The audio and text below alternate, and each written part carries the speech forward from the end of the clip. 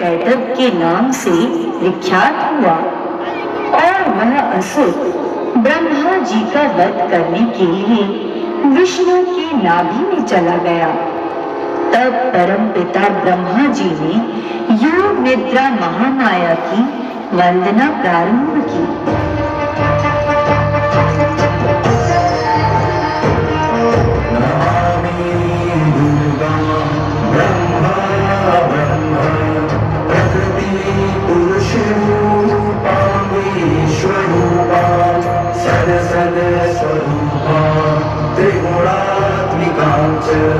जगत प्रसूता अजान जाम आनंद अनानंद विज्ञान।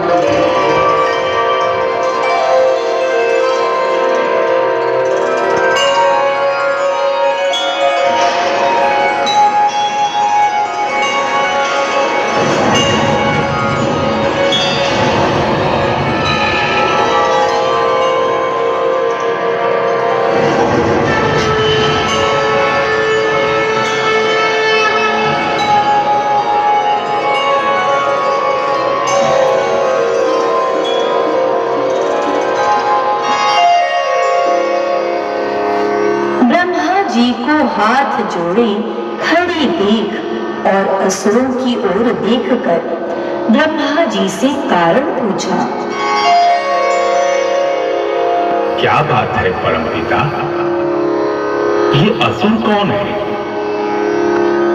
ये असुर मेरा और आपका वध करने के लिए आतुर है। ऐ असुर, तुम क्या चाहते हो? तुम्हारी क्या इच्छा है? ऐ विष्णु, हम तुम्हारे साथ युद्ध चाहते हैं।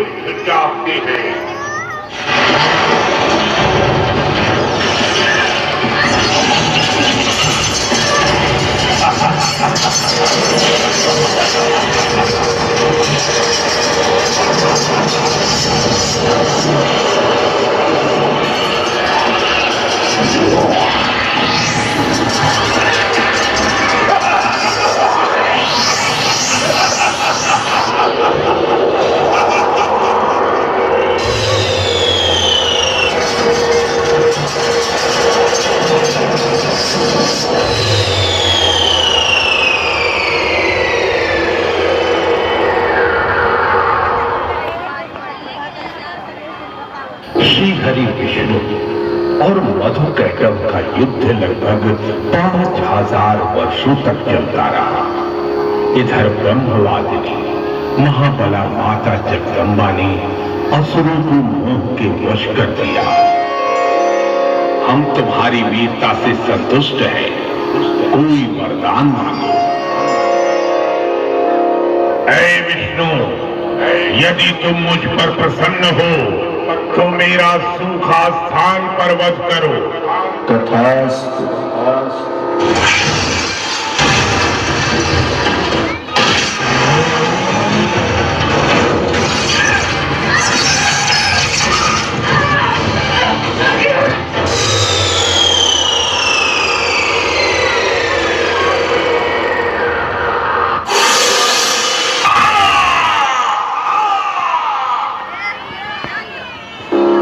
काल में अयोध्या के राजा ध्रुव संधि की मृत्यु के बाद उनके दोनों पुत्रों वीरसेन और युद्धाजीत के बीच राजगद्दी को लेकर आपस में युद्ध हुआ।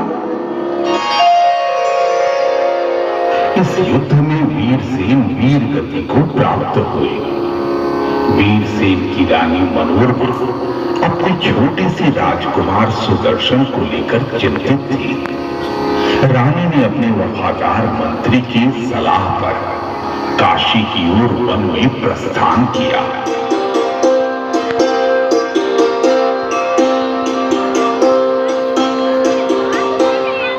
राजकुमार सुदर्शन बड़े होने लगे। भारद्वाज मुनि के आश्रम में शिक्षा ग्रहण करने लगे। एक मुनि कुमार ने क्लीं कह उपहास किया। राजकुमार सुदर्शन को पूरा शब्द सुनाई ना दिया। उन्होंने क्लीं सुना। यह कोई साधारण शब्द नहीं, बल्कि माता महाबला दुर्गा जी का बीज मंत्र था। राजकुमार उस दिन से हर क्षण क्लीं शब्द का उच्चारण करने लगे। ओम ऐं ह्रीं क्लीं चामुंडाय विद्ये। ओम ऐं ह्रीं क्लीं चामुंडाय विद्ये। ओम ऐं ह्रीं क्लीं चामुंडाय विद्ये।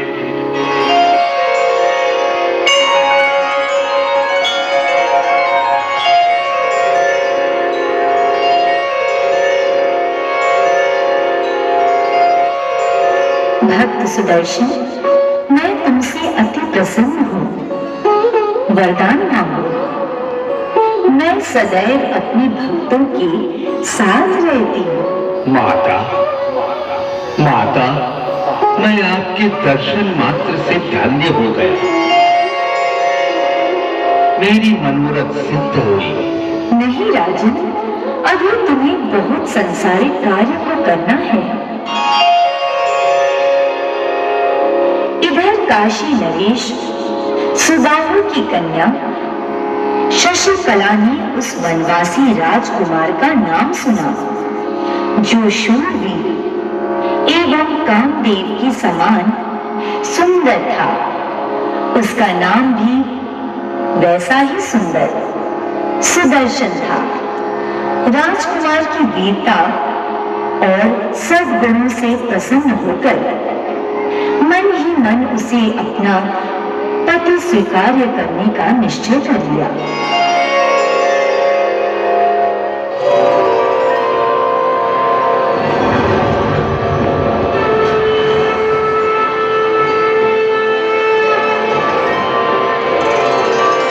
पुत्री, सुदर्शन मेरा परम भक्त है। तुम उसी को अपना पति स्वीकार्य करना। हे कामिनी, मेरा आशीर्वाद तुम्हारी सब मनोकामना को पूर्ण करेगा और शीघ्र ही अपने राज्य का राजा होगा।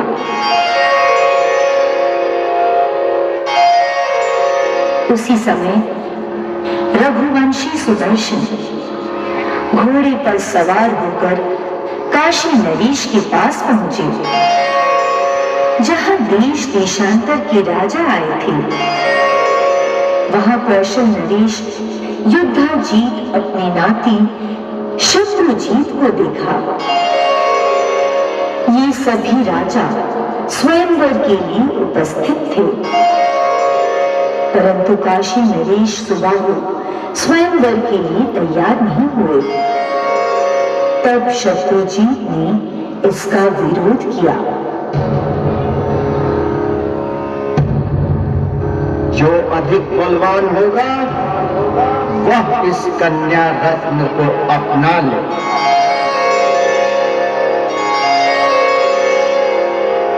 हे राज्यवर्ग, यद्यपि मेरे पास शक्ति संसाधन खजाना सुरक्षित इनमें से कुछ नहीं है, सब साधनों से हीन होते हुए भी मैं यहाँ स्वयंवर देखने आया हूँ, क्योंकि आदिशक्ति महाबला जगदम्बा ने मुझे आदेश दिया है। कौशल नरेश युद्धाजीत और उसका नाती शत्रुजीत तैयार नहीं हुए। हमें गुप्तचरों से मालूम हुआ है कि विरोधी राजकुमार शत्रुजीत ने मार्ग रोक रखा है।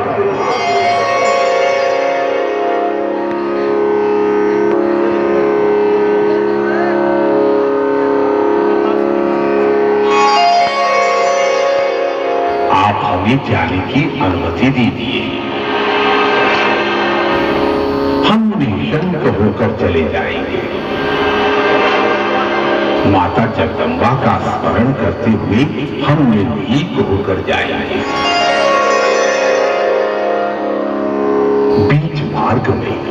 शत्रुजीत और उसकी सेना ने रास्ता रोका और शशिकला का अपहरण करना चाहा।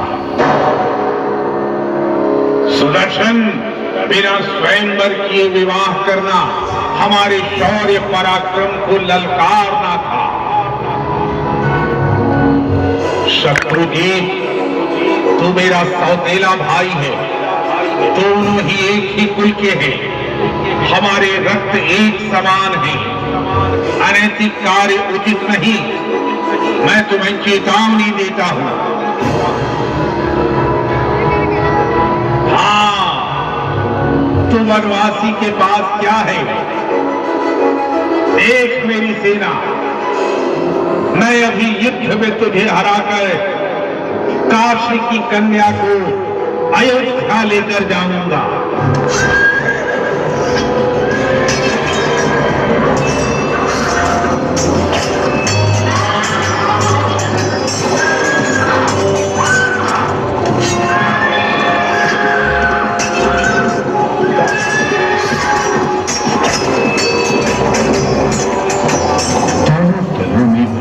संग्राम देख माता जगत जननी जगदम्बा महाबला दुर्गा जी प्रकट हुई।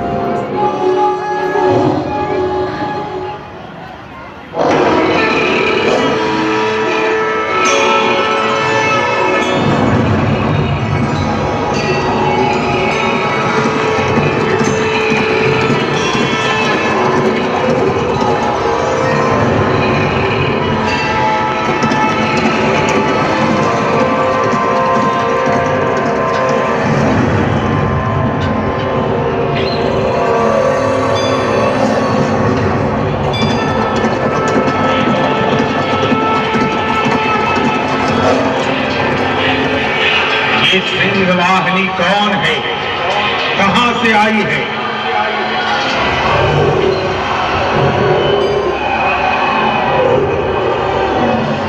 आए, ये तो साक्षात जगदम्बा है। प्रणाम माते। देख शत्रुजीत, साक्षात माता जगदम्बा प्रकट हुई है। ओम ऐं ह्रीं क्लीं चामुंडाय विद्ये। ओम ऐं ह्रीं क्लीं चामुंडाय विद्ये। अरे दुष्ट कायर पापी शत्रुजीत, तू कुल का पाप है। सुदर्शन मेरा भक्त है, तुम कायर हो। सेना के साथ एक वर वधू को घेरा है। मैं तुझे अवश्य दंडित करूंगी। ले, संभाल।